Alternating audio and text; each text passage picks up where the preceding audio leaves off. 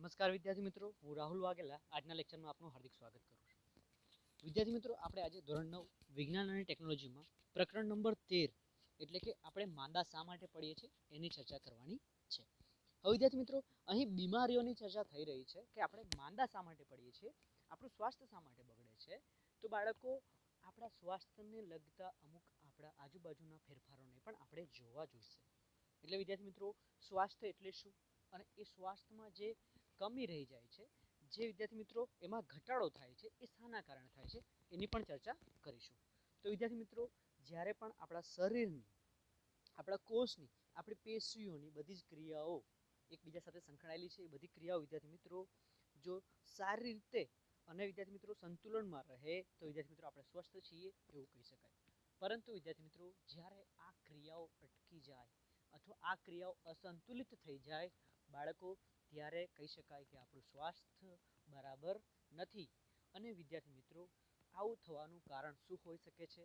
આપણે ઉપરી માહિતી લઈએ તો બાળકો કહી શકાય કે આપણે બીમાર શા માટે પડીએ છીએ. તો આપણે વિદ્યાર્થી મિત્રો, જ્યારે આપણી આસપાસ સાફ સફાઈ ના રાખીએ, આપણી આસપાસ પ્રદૂષણ વધુ હોય, આપણી આસપાસ વિદ્યાર્થી મિત્રો ગંદુ પાણી ભરાઈ રહ્યું હોય, આપણી આસપાસ કચરાનો ઢગલો એટલે કે ઉકરડા જેવી વ્યવસ્થા, ઉકરડા જેવી કોઈ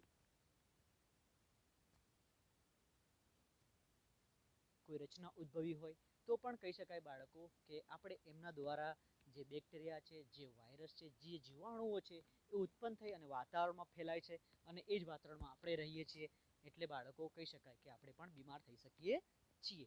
એના કારણે આપણા શરીરની જે આંતરક્રિયાઓ છે એ ક્રિયાઓ જોખમાય છે, અસંતુલિત થાય છે, અટકી જાય છે અને વિદ્યાર્થી મિત્રો એના કારણે આપણું સ્વાસ્થ્ય બગડે છે. તો વિદ્યાર્થી મિત્રો, અહીં જોઈ શકો છો આપણો પહેલો મુદ્દો છે આજનો, સ્વાસ્થ્ય અને રોગો એટલે કે હેલ્થ એન્ડ ડિઝીઝ. સ્વાસ્થ્યને અંગ્રેજીમાં બાળકો હેલ્થ કહેવામાં આવે છે અને રોગને અંગ્રેજીમાં ડિઝીઝ કહેવામાં આવે છે. તો બાળકો કહી શકાય, અહીં તમે જોઈ શકો છો આપણા શરીરના કોષો, પેશીઓ અને અંગોમાં નિશ્ચિત પ્રકારની વિવિધ ક્રિયાઓ ચાલે છે. તો એ વાત સાચી છે બાળકો, આપણે આગળ પણ ચર્ચા પણ કરી ગયા કોષ વિશે. એટલે કે આપણા શરીરના કોષોમાં બાળકો, પેશીઓમાં અને અંગોમાં નિશ્ચિત પ્રકારની ક્રિયાઓ ચાલે છે અને આ ક્રિયાઓથી વિદ્યાર્થી મિત્રો આપણે આપણા રોજિંદા જીવનના કાર્યો કરી શકીએ છીએ. આપણું શરીર આનાથી ચાલે છે. આ બધી ક્રિયાઓ આંતર સંબંધિત છે, તેના માટે બહારથી શક્તિ અને દ્રવ્ય જરૂર પડે છે. એટલે બાળકો કહી શકાય કે આ જે શરીરના અંગોમાં, કોષોમાં, પેશીઓમાં જે ક્રિયાઓ ચાલે છે એ આંતર સંબંધી છે, એકબીજા સાથે સંકળાયેલી છે. અને આ બધી ક્રિયાઓ કરવા માટે વિદ્યાર્થી મિત્રો બહારથી શક્તિની જરૂર પડે છે, દ્રવ્યની જરૂર પડે છે. તો અહીં એક ઉદાહરણ લઈએ બાળકો, ધારો કે આપણે શ્વાસ લઈએ છીએ. આ શ્વાસ લઈએ ત્યારે વિદ્યાર્થી મિત્રો આપણા ફેફસા દ્વારા રુધિરમાં ઓક્સિજન ઉમેરાય છે અને આ ઓક્સિજન વિદ્યાર્થી મિત્રો વિવિધ કોષો સુધી પહોંચાડવામાં આવે છે. આ એક ક્રિયા થઈ. બીજી ક્રિયા વિદ્યાર્થી મિત્રો એવી પણ હોઈ શકે કે આપણે જે જમીએ છીએ, જે ખોરાક લઈએ છીએ એમાંથી પોષક દ્રવ્યો આપણને મળે છે અને આ પોષક દ્રવ્યો પણ વિદ્યાર્થી મિત્રો વિવિધ કોષો સુધી પહોંચાડવામાં આવે છે. ત્યાં વિદ્યાર્થી મિત્રો ઓક્સિજનની હાજરીમાં આ પોષક દ્રવ્યોના વિઘટનથી ઉર્જા ઉત્પન્ન થાય છે. એટલે કે બાળકો કહી શકાય કે અહીંયા બે ક્રિયાઓ બીજા સાથે સંકળાયેલી છે. જો પોષક દ્રવ્યો પહોંચે નહીં તો વિદ્યાર્થી મિત્રો આપણને ઉર્જા મળે નહીં. જો ઓક્સિજન પહોંચે નહીં તો આ પોષક દ્રવ્યોનું વિઘટન ના થઈ શકે. એટલે કે વિદ્યાર્થી મિત્રો આપણા શરીરની જે પણ ક્રિયાઓ છે બધી આંતર સંબંધી છે, એકબીજા સાથે સંકળાયેલી છે. એટલે કે એના માટે બહારથી ઉર્જાની જરૂર પડે છે, શક્તિની જરૂર પડે છે અને દ્રવ્યની જરૂર પડે છે. જ્યારે કોઈ વસ્તુ કે પરિબળ કોષ અને પેશીની ક્રિયાશીલતા અટકાવે છે ત્યારે શરીરમાં નિશ્ચિત ક્રિયાશીલતાનો અભાવ સર્જાય છે, પરિણામે સ્વાસ્થ્ય જોખમાય છે. એટલે બાળકો કહી શકાય કે કોઈ પરિબળ છે, કોઈ વસ્તુના કારણે વિદ્યાર્થી મિત્રો જો આપણા કોષની અથવા પેશીની ક્રિયાશીલતા અટકે છે, એટલે કે કોષ અને પેશીમાં થતી ક્રિયાઓ અટકાવાય અથવા એમાં પ્રતિરોધ આવે, વિદ્યાર્થી મિત્રો એમાં અવરોધ આવે, ત્યારે આપણે કહી શકીએ છીએ કે શરીરમાં નિશ્ચિત ક્રિયાશીલતાનો અભાવ છે. એટલે કે શરીર ચોક્કસ કાર્ય કરી શકતું નથી. કોઈ કોષ છે, કોઈ અંગ છે, કોઈ પેશી છે એ પોતાના કાર્યમાં વિદ્યાર્થી મિત્રો વિઘ્ન અનુભવે છે અને એના દ્વારા બાળકો આપણે કહી શકાય કે આપણું જે કાર્ય છે એ ચોક્કસ રીતે થઈ શકતું નથી અને પરિણામે બાળકો આપણું સ્વાસ્થ્ય છે એ જોખમાય છે, આપણા સ્વાસ્થ્ય પર સંકટ આવે છે. સારું સ્વાસ્થ્ય એટલે કે શારીરિક, માનસિક અને સામાજિક રીતે સ્વસ્થ. એટલે બાળકો કહી શકાય જો આપણે સારું સ્વાસ્થ્ય એટલે કે આપણે સ્વસ્થ હોઈએ, તંદુરસ્ત હોઈએ, તો આપણે શારીરિક રીતે સરસ મજાના હોઈ શકીએ છીએ, માનસિક રીતે વિદ્યાર્થી મિત્રો આપણે એકદમ સંતુલિત હોઈ શકીએ છીએ અને સામાજિક રીતે પણ સ્થિર હોઈ શકીએ છીએ. એટલે વિદ્યાર્થી મિત્રો આને એવી રીતે સમજી શકાય, જો આપણે બીમાર હોઈએ તો આપણને ઘરમાંથી મમ્મી પપ્પા ક્યાંય રમવા જવા દેશે નહીં, અને આપણે બીમાર હોઈએ તો આપણને ક્યાંય ફરવા પણ નહીં લઈ જાય બાળકો. એટલે કહી શકાય કે જો આપણું શરીર વ્યવસ્થિત હોય, તંદુરસ્ત હોય, તો આપણે વિદ્યાર્થી મિત્રો આપણા કાર્યો કરી શકીએ છીએ, શારીરિક રીતે એકદમ સ્થિર અને સંતુલિત અનુભવીએ છીએ, મજબૂત અનુભવીએ છીએ. માનસિક રીતે વિદ્યાર્થી મિત્રો આપણે સારા નિર્ણયો લઈ શકીએ છીએ, સારી રીતે ભણી શકીએ છીએ, રમી શકીએ છીએ, વાંચી શકીએ છીએ. જેમાં દિમાગની શક્તિનો ઉપયોગ કરવાનો હોય, વિચારવાની શક્તિનો, એ સારી રીતે વિચારી શકીએ છીએ. જો આપણે સ્વસ્થ હોઈએ તો આપણે સામાજિક રીતે સ્થિર હોઈ શકીએ, એટલે કે વિદ્યાર્થી મિત્રો આપણે એકબીજાને મળી શકીએ છીએ, કોઈના ઘરે જઈ શકીએ છીએ, અથવા આપણે કોઈ ફંક્શન કે બધું અટેન્ડ કરી શકીએ છીએ, અથવા આપણે સમાજમાં રહી શકીએ છીએ. પરંતુ જો વિદ્યાર્થી મિત્રો એક પરિસ્થિતિ એવી લઈએ, જો આપણે બીમાર થઈ જઈએ તો આપણે ક્યાંય કોઈના ઘરે જઈ શકીએ નહીં, કોઈની સાથે હળી મળી શકીએ નહીં, આપણે રમવા ના જઈ શકીએ, ફરવા ના જઈ શકીએ. આપણે વિદ્યાર્થી મિત્રો આખું શરીર દુખે, તાવ આવે, બીમાર થઈ જઈએ તો શરીરના કાર્યો ના થઈ શકે, માનસિક રીતે સારા નિર્ણયો ના લઈ શકીએ વિદ્યાર્થી મિત્રો. એટલે કહી શકાય કે જો આપણું સ્વાસ્થ્ય સારું હોય તો આપણે શારીરિક રીતે, માનસિક રીતે અને સામાજિક રીતે સ્વસ્થ સ્થિતિમાં હોઈ શકીએ છીએ. વ્યક્તિગત સ્વાસ્થ્ય માટે જાહેર સ્વચ્છતા ખૂબ જ અગત્યની છે. અહીં ખૂબ જ અગત્યની વાત કરવામાં આવી છે બાળકો, કે દરેક વ્યક્તિને જો સ્વસ્થ રહેવું હોય તો પોતાની આસપાસ આવેલી જગ્યાઓમાં સ્વચ્છતા જાળવી રાખવી જરૂરી છે. દાખલા તરીકે બાળકો, આપણે જ્યાં રહીએ છીએ ત્યાં આપણા ઘરમાં તો આપણે સ્વચ્છતા રાખીએ જ છે, પરંતુ આપણા ઘરનો કચરો છે, ગંદુ પાણી છે, એ બહાર ફેંકી દઈએ છીએ, બહાર ઢોળી દઈએ છીએ, અથવા આપણે ક્યાંય ફરવા જઈએ તો ત્યાં પણ ગંદકી કરીએ છીએ. જો વિદ્યાર્થી મિત્રો આમાં ચોકસાઈ કરવામાં આવે, આમાં ધ્યાન દેવામાં આવે, આપણે બહાર જઈને ગંદકી ના કરી શકીએ, અથવા આપણી આસપાસનું જે જગ્યાઓ છે, વાતાવરણ છે, એને સ્વસ્થ રાખવાની કોશિશ કરીએ તો વિદ્યાર્થી મિત્રો બીમારીઓ આપણાથી દૂર રહે છે. આપણે વિદ્યાર્થી મિત્રો આપણી આસપાસની વસ્તુઓને કેવી રીતે શુદ્ધ રાખીશું, ચોખ્ખી રાખીશું, સ્વસ્થ રાખીશું, એટલે વિદ્યાર્થી મિત્રો આપણે આસપાસ આપણે જો કચરા ઉકેરડો હોય તો આપણે એને સાફ કરીશું, આપણે એને કચરો જમા થવા દઈશું નહીં. જો ગંદુ પાણી ભરાઈ રહ્યું હોય, ચોખ્ખું પાણી પણ ભરાઈ રહ્યું હોય તો પણ આપણે એનો નિકાલ કરીશું. કારણ કે વિદ્યાર્થી મિત્રો આવા બધા જ કારકો આપણી બીમારીઓ માટે જરૂરી છે, એટલે કે બીમારીઓ ઉત્પન્ન કરે છે. એટલે કે આ બધા કારકોને વિદ્યાર્થી મિત્રો આપણે દૂર કરીશું અને આપણું અને આપણા સમાજનું સ્વાસ્થ્ય તંદુરસ્ત રાખીશું. વ્યક્તિગત સ્વાસ્થ્ય માટે સારી આર્થિક સ્થિતિ, સારી નોકરી પણ જરૂર છે. એટલે બાળકો કહી શકાય કે વ્યક્તિગત સ્વાસ્થ્ય જો સારું રાખવું હોય તો આપણી આર્થિક સ્થિતિ સારી હોવી જોઈએ. આર્થિક સ્થિતિ સારી હોવીનો મતલબ વિદ્યાર્થી મિત્રો આપણે આપણા શરીરને ધ્યાન આપી શકીએ, એ બધી જ વસ્તુઓ લઈ શકીએ, મેળવી શકીએ એવી સ્થિતિ હોવી જોઈએ. એટલે વિદ્યાર્થી મિત્રો આપણા શરીરનું ધ્યાન આપણે ક્યારે આપી શકીએ છીએ, જ્યારે આપણા શરીરને સારા પોષક દ્રવ્યો, એટલે કે શરીરનો વિકાસ સારો થઈ શકે, એની જરૂરિયાત પૂરી થઈ શકે, પૂરતા પ્રમાણમાં અને જરૂરી પોષક દ્રવ્યો મળી રહે એવો ખોરાક મેળવી શકીએ, સારી જગ્યા પર રહી શકીએ છીએ, સારું પાણી મેળવી શકીએ છીએ, એ વિદ્યાર્થી મિત્રો આર્થિક રીતે સદ્ધર કહેવામાં આવે છે. અને વિદ્યાર્થી મિત્રો આ બધી વસ્તુ માટે આપણને પૈસાની જરૂર પડે છે, અને એ પૈસા મેળવવા માટે વિદ્યાર્થી મિત્રો આપણી પાસે સારી નોકરી પણ હોવી જરૂરી છે.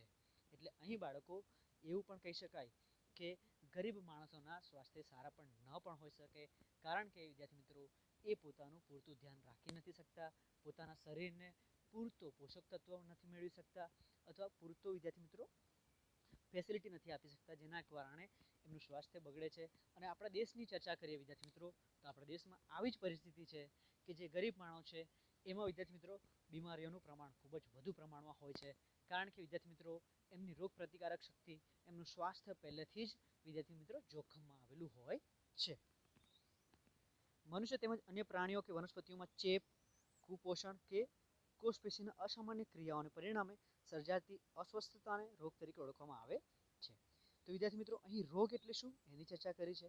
તો કહી શકાય મનુષ્ય હોય કે પ્રાણીઓ હોય કે વનસ્પતિ હોય, એમાં વિદ્યાર્થી મિત્રો ચેપ લાગે કે કુપોષણ કે કોષ પેશીની અસામાન્ય ક્રિયાઓને પરિણામે જે અસ્વસ્થતા ઉત્પન્ન થાય છે એને રોગ તરીકે ઓળખી શકાય છે.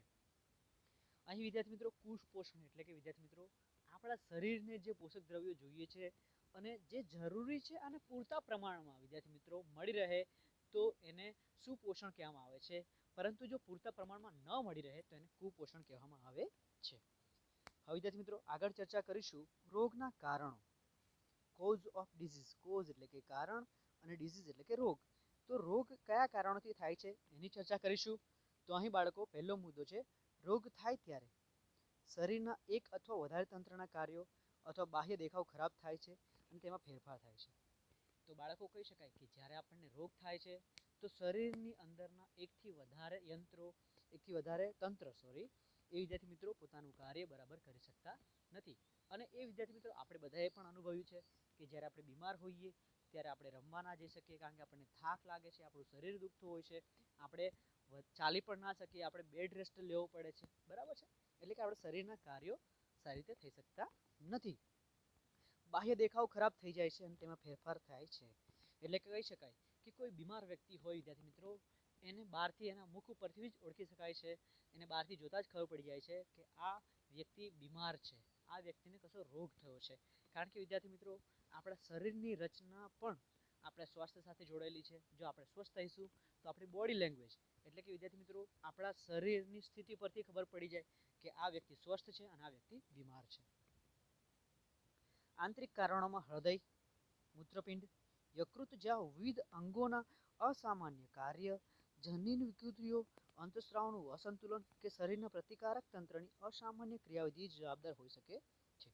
હવે વિદ્યાર્થી મિત્રો આપણે બીમાર થઈએ છીએ તો એમાં આંતરિક કારણો કયા કયા હોઈ શકે છે?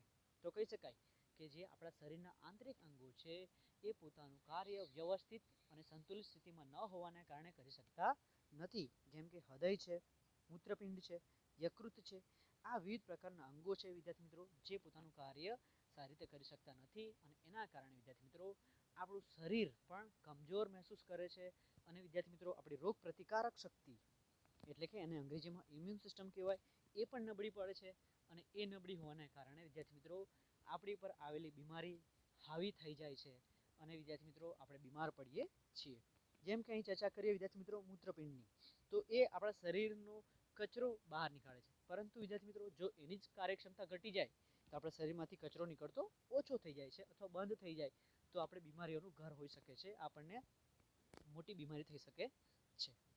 જનીન વિકૃતિઓનો મતલબ વિદ્યાર્થી મિત્રો કે આપણે બીમાર હોઈએ, આપણને કોઈ રોગ થયો હોય તો આપણા શરીરની અંદર કોષ આવેલો હોય છે, કોષની અંદર કોષ કેન્દ્ર આવેલું હોય છે, કોષ કેન્દ્રની અંદર કોષ કેન્દ્રિકા આવેલી હોય છે. આપ અહીં આકૃતિમાં જોઈ શકો છો વિદ્યાર્થી મિત્રો કે આ ધારો કે આપણો કોષ હોય, આપણે આગળ ચર્ચા કરી ચૂક્યા છીએ આના વિશે, છતાં પણ જોઈ લઈએ. અને જો વિદ્યાર્થી મિત્રો આ આપણે કોષ કેન્દ્ર હોય અને એક કોષ કેન્દ્રની અંદર વિદ્યાર્થી મિત્રો જો કોષ કેન્દ્રિકા આવેલી હોય છે અને વિદ્યાર્થી મિત્રો આ કોષ કેન્દ્રિકાની અંદર જનીન દ્રવ્ય એટલે કે ડીએનએ આવેલું હોય છે. શું આવેલું હોય છે? ડીએનએ કહી શકાય, જે વારસાગત લક્ષણોનું વહન કરાવડાવે છે. તમે જોઈ શકો છો ડીએનએ આવી રીતે એક દોરી જેવી રચના હોય છે, થ્રેડ લાઇક સ્ટ્રક્ચર હોય છે, પાતળું દોરી જેવું, જે ડીએનએ તરીકે ઓળખાય છે અને એને જનીન દ્રવ્ય કહેવામાં આવે છે. એટલે કે વિદ્યાર્થી મિત્રો એ આપણા માતૃપિતૃના લક્ષણનું વહન નવી પેઢીમાં કરાવડાવે છે. એટલે કે તમે સાંભળ્યું હશે કે આપણે આપણા માતા પિતા જેવા લાગીએ છીએ, આપણો વાળ છે, આપણી હાઇટ છે, આપણી બોડી છે, આપણી આંખોનો કલર છે, આપણો સ્કિન ચામડીનો કલર છે, એ બધું વિદ્યાર્થી મિત્રો આપણા પૂર્વજો એટલે કે માતા પિતા હોય, કાકા કાકી હોય, દાદા દાદી હોય, મામા મામી હોય એમની ઉપર જાય છે. કારણ કે વિદ્યાર્થી મિત્રો આ ડીએનએ આવા લક્ષણોનું વહન કરે છે અને વારસાગત લક્ષણો કહી શકાય છે. તો વિદ્યાર્થી મિત્રો એમ કહેવામાં આવે છે અહીં જનીન વિકૃતિઓ એટલે કે આ ડીએનએ જો વિદ્યાર્થી મિત્રો નવો નિર્માણ પામે છે ડીએનએ એમાં પણ વિકૃતિ એટલે કે એમાં પણ ફેરફાર સર્જાઈ શકે છે. જો આપણે બીમાર હોઈએ અને આપણા શરીરમાં ડીએનએ બનતો હોય અથવા ડીએનએનું ટ્રાન્સફર નવી પેઢીમાં થઈ રહ્યું હોય, નિર્માણ પામતો હોય તો એમાં પણ બાળકો ફેરફાર થઈ શકે છે. અંતઃસ્ત્રાવનું અસંતુલન એટલે કે વિદ્યાર્થી મિત્રો આપણા શરીરની અંદર અમુક ગ્રંથિઓ આવેલી છે. એ ગ્રંથિઓમાંથી અમુક પ્રકારના રાસાયણો ઉદ્ભવે છે, દ્રવ્યો ઉદ્ભવે છે, દ્રવ્યોનો સ્ત્રાવ થાય છે, છંટકાવ થાય છે, જે આપણા શરીરના વિકાસ માટે ખૂબ જરૂરી છે, જે આપણી હાઇટ, બોડી, આપણું માનસિક સંતુલન, આપણી દરેક ક્રિયાઓનું નિયમન કરે છે. એ વિદ્યાર્થી મિત્રો આપણા શરીરની અંદર આવેલી ગ્રંથિઓ દ્વારા થાય છે. જો આ ગ્રંથિઓ વિદ્યાર્થી મિત્રો આ અંતઃસ્ત્રાવનું જે છંટકાવ જે સ્ત્રાવ છે એમાં ફેરફાર થઈ જાય, ઓછી વધુ માત્રામાં થઈ જાય તો પણ બાળકો આવું થવાનું કારણ પણ આપણે બીમાર હોઈએ તો જ હોઈ શકે છે. તો વિદ્યાર્થી મિત્રો અહીં આપણે આપણા શરીરના આંતરિક કારણોની ચર્ચા કરી, જેમાં હૃદય છે, મૂત્રપિંડ છે, યકૃત છે, જનીનિક દ્રવ્યો છે, અંતસ્ત્રાવનું અસંતુલન છે અને રોગ પ્રતિકારક શક્તિ નબળી થવી અથવા એની અસામાન્ય ક્રિયાવિધિ જવાબદાર હોઈ શકે છે. હવે વિદ્યાર્થી મિત્રો આપણે બીમાર થવાના બાહ્ય કારણોની ચર્ચા કરીએ તો એમાં કુપોષણ છે. કુપોષણને તમે અતિપોષણ કે અલ્પપોષણ પણ કહી શકો છો.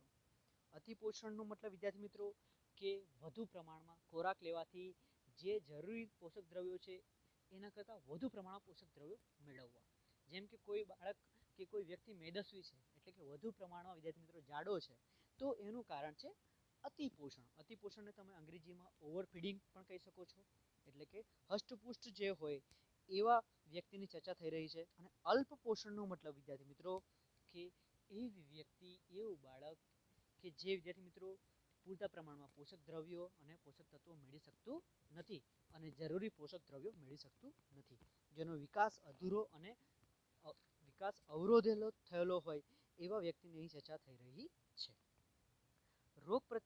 રોગકારક સજીવો એટલે કે વિદ્યાર્થી મિત્રો જેના દ્વારા રોગો વિદ્યાર્થી મિત્રો થાય છે એવા સજીવોને રોગકારક સજીવો કહેવામાં આવે છે. અને અંગ્રેજીમાં એને પેથોજન્સ કહેવામાં આવે છે. શું કહેવામાં આવે છે? અંગ્રેજીમાં એવા સજીવોને વિદ્યાર્થી મિત્રો પેથોજન્સ કહેવામાં આવે છે, જેના દ્વારા આપણને રોગો થાય છે અને બીમારીઓ થાય છે. પર્યાવરણીય પ્રદૂષકો એટલે કે આપણા પર્યાવરણમાં રહેલા પ્રદૂષકો દ્વારા પણ આપણને બીમારી થાય છે, કારણ કે વિદ્યાર્થી મિત્રો આ પ્રદૂષકો જ બીમારી ઉત્પન્ન અથવા આવા રોગકારક સજીવોને ઉત્પન્ન કરે છે. તમાકુ છે, તમાકુના કારણે પણ આપણે વિદ્યાર્થી મિત્રો બીમાર થઈ શકીએ છીએ, કારણ કે તમાકુનું સેવન કરવાથી બાળકો આપણા શરીરના અંગો પોતાનું કાર્ય કરી શકતા નથી. શરીરના અંગો વિદ્યાર્થી મિત્રો નષ્ટ પામે છે, પોતાની કાર્યક્ષમતા પ્રમાણે કાર્ય કરી શકતા નથી અને આપણે બીમાર થઈ શકીએ છીએ. મદ્યપાન છે કે નશાકારક દ્રવ્યો જવાબદાર છે. એટલે કે વિદ્યાર્થી મિત્રો જે નશાકારક દ્રવ્યો છે, જેનાથી લોકો નશો કરતા હોય છે, એવા દ્રવ્યો પણ વિદ્યાર્થી મિત્રો આપણા શરીર માટે હાનિકારક છે, જે આપણા શરીરના અંગોને નષ્ટ કરે છે, નુકસાન પહોંચાડે છે. અને એ નુકસાનના કારણે આપણું શરીર વિદ્યાર્થી મિત્રો સારી રીતે કાર્ય કરી શકતું નથી, પોતાની શક્તિ મુજબ, પોતાની ક્ષમતા મુજબ કાર્ય કરી શકતું નથી અને આપણે બીમાર થઈ જઈએ છીએ. હવે વિદ્યાર્થી મિત્રો આપણે આગળ રોગોના પ્રકાર વિશે ચર્ચા કરવાની છે. તો અહીં આપણે રોગોના બે મુખ્ય પ્રકાર છે, તીવ્ર રોગ અને હઠીલા રોગો, જેને અંગ્રેજીમાં એક્યુટ એન્ડ ક્રોનિક ડિસીઝ કહેવામાં આવે છે. હવે વિદ્યાર્થી મિત્રો અહીં સૌપ્રથમ રોગની વાત કરીએ તો એકાએક અને ઝડપથી થતા અને જેમની અસર શરીર પર થોડા સમય સુધી જ રહે છે તેવા રોગોને તીવ્ર રોગો તરીકે ઓળખવામાં આવે છે. દાખલા તરીકે ખાંસી અને શરદી, એટલે બાળકો કહી શકાય અહીં આપણે એવા રોગો છે જે એકાએક થઈ જાય છે, તદ્દન થઈ જાય છે, ઝડપથી થઈ જાય છે. અને એવા રોગો વિદ્યાર્થી મિત્રો જેની અસર આપણા શરીર પર થોડા દિવસ સુધી જ રહે છે, એવા રોગોને વિદ્યાર્થી મિત્રો આપણે તીવ્ર રોગો તરીકે ઓળખીએ છીએ. તો વિદ્યાર્થી મિત્રો આવા તીવ્ર રોગો કયા હોઈ શકે છે? જે તરત થઈ જાય છે અને તરત મટી જાય છે. દાખલા તરીકે ખાંસી છે વિદ્યાર્થી મિત્રો, શરદી છે. તો આ બધા રોગો બાળકો આપણને થોડા દિવસ માટે થાય છે, અચાનક થઈ જાય છે અને આપણા શરીર પર આવા રોગોની અસર લાંબા સમય સુધી દેખી શકાતી નથી. પછી વિદ્યાર્થી મિત્રો આગળ જોઈશું કે જે રોગોના લક્ષણો મહિનાઓ કે વર્ષો સુધી કે જીવનભર રહે અને તેની માનવ સ્વાસ્થ્ય પર ઉગ્ર તેમજ લાંબા ગાળાની અસરો રહે તેવા લાંબા ગાળાના રોગોને હઠીલા રોગો કહે છે. એવા બાળકો એટલે અહીં કહેવામાં આવ્યું છે કે એવા રોગો જેના લક્ષણો, જેની અસર આપણા શરીર ઉપર મહિનાઓ સુધી રહી શકે છે, વર્ષો સુધી રહી શકે છે કે જીવનભર જોઈ શકાય છે, તેમના દ્વારા વિદ્યાર્થી મિત્રો આપણા માનવ સ્વાસ્થ્ય પર ઉગ્ર તેમજ લાંબા ગાળાની અસર જોવા મળે છે. આવા લાંબા ગાળાના રોગોને આપણે હઠીલા રોગો તરીકે ઓળખીએ છીએ, જેને અંગ્રેજીમાં ક્રોનિક ડિસીઝ કહેવામાં આવે છે. ઉદાહરણ તરીકે ક્ષય એટલે કે ટીબી, પછી કેન્સર છે, ડાયાબિટીસ છે. તો વિદ્યાર્થી મિત્રો આવા રોગોને તમે જોઈ શકો છો કે આપણા શરીર ઉપર આપણા આખા જીવન સુધી, વર્ષો સુધી અથવા મહિનાઓ સુધી અસર કરે છે. આપણા ઘરમાં દાદા દાદી હોય કે મોટા પપ્પા મોટી મમ્મી હોય, એમને તમે ડાયાબિટીસ જોઈ શકો છો, જે તૈયારીમાં મટતું નથી. એમને મહિનાઓ લાગે છે, વર્ષો પણ લાગે છે. જેમ કે કોઈને કેન્સર હોય તો વિદ્યાર્થી મિત્રો કેન્સર આજે થયું અને કાલે મટી જાય એવું તો શક્ય નથી. એને વિદ્યાર્થી મિત્રો કેન્સર સ્ટેજમાં થાય છે, 1 સ્ટેજ, 2 સ્ટેજ, 3 સ્ટેજ એવું. એટલે કે ધીમે ધીમે આપણા શરીરમાં ફેલાય છે અને વિદ્યાર્થી મિત્રો આનો સમયગાળો મહિનાઓ સુધી પણ હોઈ શકે છે અને વર્ષો સુધી પણ હોઈ શકે છે અથવા આખું જીવન પણ રહી શકે છે. ટીબી પણ વિદ્યાર્થી મિત્રો એવું જ છે, એની અસર પણ આપણા શરીર પર લાંબા ગાળા સુધી હોય છે અને એના દ્વારા વિદ્યાર્થી મિત્રો આ બધા જ રોગો દ્વારા આપણા શરીર ઉપર આપણા શરીરને નુકસાન પહોંચાડવામાં આવે છે અને એની અસર વિદ્યાર્થી મિત્રો ઉગ્ર હોઈ શકે છે.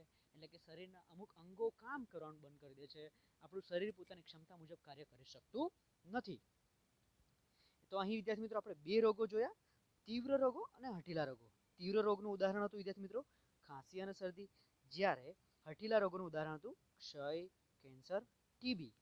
બરાબર છે. હવે આગળ જોઈશું બાળકો, વ્યક્તિના સ્વાસ્થ્ય પર તીવ્ર રોગો અને હઠીલા રોગોની અસરો જુદી જુદી હોય છે.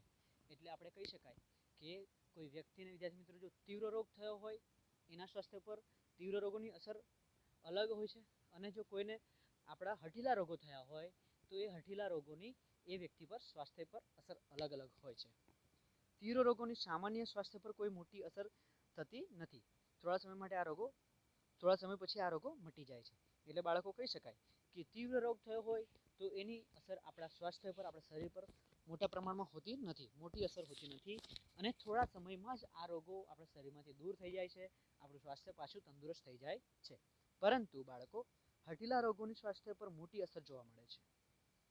એટલે બાળકો કહી શકાય જો આપણને હઠીલા રોગો થાય કે કોઈ વ્યક્તિને હઠીલા રોગો થયા હોય તો આ હઠીલા રોગોની અસર આપણા સ્વાસ્થ્ય પર ખૂબ જ ગહેરી હોય છે અને વિદ્યાર્થી મિત્રો એના દ્વારા આપણા શરીર પર વિદ્યાર્થી મિત્રો જોખમ આવે છે. એટલે કે આપણા શરીરના અમુક અંગો જે એકદમ બિલકુલ નષ્ટ થઈ જાય છે, એ કાર્ય કરી શકતા નથી. ધારો કે કોઈને કેન્સર થાય, ગળાનું કેન્સર હોય વિદ્યાર્થી મિત્રો, તો એ ગળાનો અમુક ભાગ વિદ્યાર્થી મિત્રો આપણે નીકાળી દેવો પડે છે.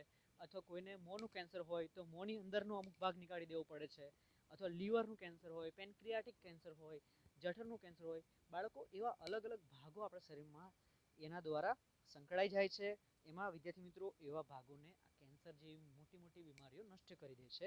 એટલે કે આપણા શરીર પર, આપણા સ્વાસ્થ્ય પર આવા હઠીલા રોગોની ખૂબ જ અઘરી અસર હોય છે અને ગહેરી અસર હોય છે. આ રોગો માટે લાંબા સમયની કે જીવનભરની સારવારની જરૂર બને છે. એટલે કે વિદ્યાર્થી મિત્રો જો હઠીલા રોગો થયા હોય તો આવા રોગોની સારવાર આપણે જીવનભર કરવી પડે છે અથવા લાંબા સમય સુધી આમની સારવાર કરવી પડે છે. આ એવા રોગો નથી કે આપણે આજે થયું અને થોડાક દિવસની અંદર જ મટી જાય છે. આમને વિદ્યાર્થી મિત્રો આપણે લાંબા સમય સુધી આમની સામે લડવું પડે છે. એને આપણા સ્વાસ્થ્યથી દૂર કરવા માટે, આપણા શરીરથી દૂર કરવા માટે લાંબા સમય સુધી સારવાર કરવી પડે છે. તો બાળકો અહીં આપણે એક્યુટ એટલે કે તીવ્ર અને ક્રોનિક એટલે કે હઠીલા રોગોની ચર્ચા કરી. હવે બાળકો આપણે ચેપી રોગો અને બિનચેપી રોગોની ચર્ચા કરવાની છે. ચેપીને વિદ્યાર્થી મિત્રો આપણે ઇન્ફેક્શન શબ્દ સાંભળ્યો હશે, એટલે કે ઇન્ફેક્શન થયું છે, વાયરલ ઇન્ફેક્શન છે અથવા ફંગલ ઇન્ફેક્શન છે, આવા શબ્દો તમે સાંભળ્યા જ હશે. તો એવા રોગો જે ચેપ દ્વારા, ઇન્ફેક્શન દ્વારા લાગે છે એને ચેપી રોગો કહે છે અને ગુજરાતીમાં અને અંગ્રેજીમાં એને ઇન્ફેક્ટિયસ ડિસીઝ કહેવામાં આવે છે. એટલે કે ઇન્ફેક્શન દ્વારા થાય છે. અને બિનચેપી રોગો એટલે કે જે ચેપ દ્વારા થતો નથી એને વિદ્યાર્થી મિત્રો નોન ઇન્ફેક્ટિયસ ડિસીઝ કહેવામાં આવે છે. તો બાળકો અહીં જોઈશું આપણે ચેપી રોગોની ચર્ચા કરીશું. ચેપી રોગો માટે વિવિધ રોગકારકો જવાબદાર છે. એટલે બાળકો કહી શકાય કે આપણને ચેપી રોગ થાય એના માટે અમુક કારકો જવાબદાર હોય છે, અમુક પરિબળ જવાબદાર હોય છે. આવા રોગો રોગગ્રસ્ત વ્યક્તિમાંથી તંદુરસ્ત વ્યક્તિમાં હવા દ્વારા, પાણી દ્વારા, ખોરાક દ્વારા, શારીરિક સંપર્ક અને કીટકો દ્વારા ઝડપથી પ્રસરે છે.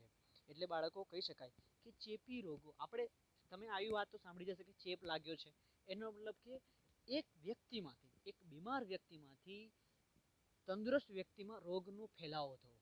એટલે કે બાળકો કહી શકાય કે બીમાર વ્યક્તિ દ્વારા તંદુરસ્ત વ્યક્તિને રોગ ચોંટે છે, રોગ થાય છે. આ વાતને આપણે કહી શકાય કે ચેપી રોગ દ્વારા આવી વસ્તુ થઈ શકે છે.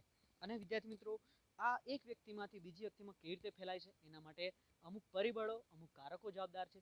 જેમાં આપણે કહી શકીએ કે આવા રોગો હવા દ્વારા પણ થઈ શકે છે, પાણી દ્વારા પણ ફેલાય છે, ખોરાક દ્વારા પણ ફેલાય છે, શારીરિક સંપર્ક દ્વારા એટલે કે હાથ મિલાવવાથી, વાતો કરવાથી, ગળે મળવાથી, કીટકો દ્વારા પણ ઝડપથી પ્રસરે છે.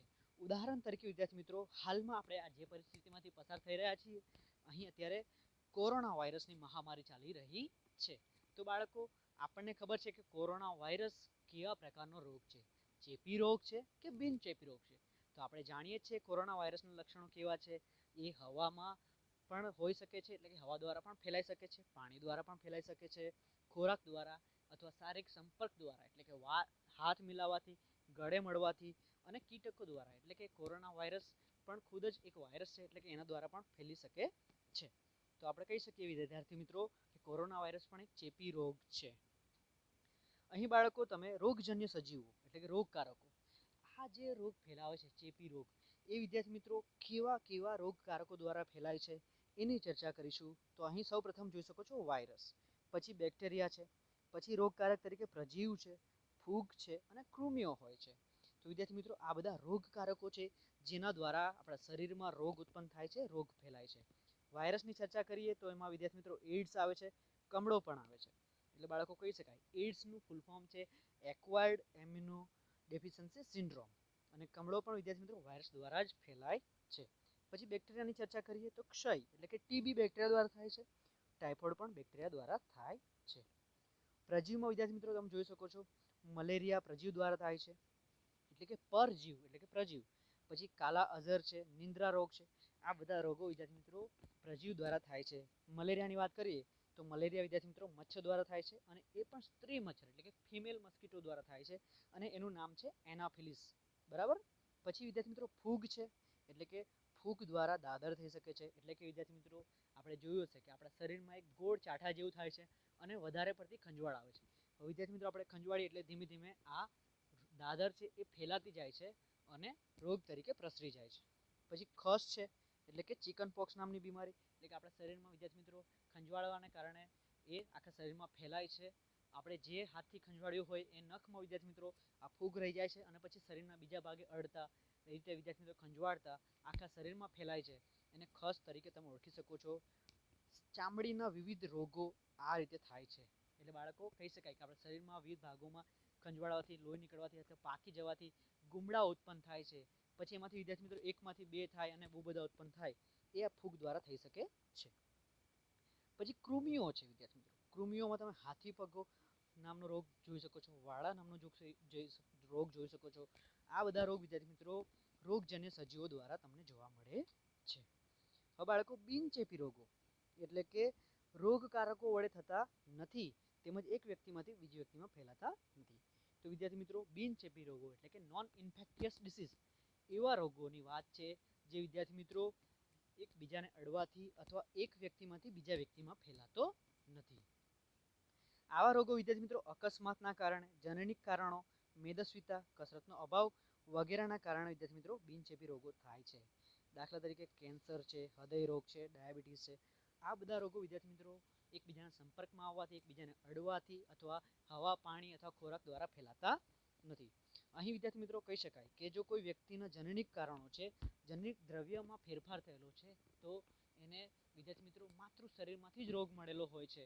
એટલે કે પહેલેથી જ એ વિદ્યાર્થી મિત્રો અમુક બીમારીઓ સાથે ઉત્પન્ન થાય છે, પેદા થાય છે.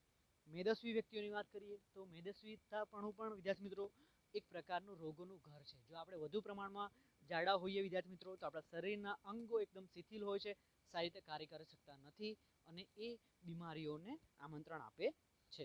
કસરત ના કરી શકવાના કારણે પણ વિદ્યાર્થી મિત્રો આપણા અંગો સારી રીતે કાર્ય કરી શકતા નથી, અને વિદ્યાર્થી મિત્રો આપણે રોગોને આમંત્રણ આપી શકીએ છીએ, રોગો થઈ શકે છે. અકસ્માતના કારણે વિદ્યાર્થી મિત્રો આપણા શરીરના કોઈ ભાગો છે, કોઈ અંગો છે એ નુકસાન પામે છે, જોખમાય છે.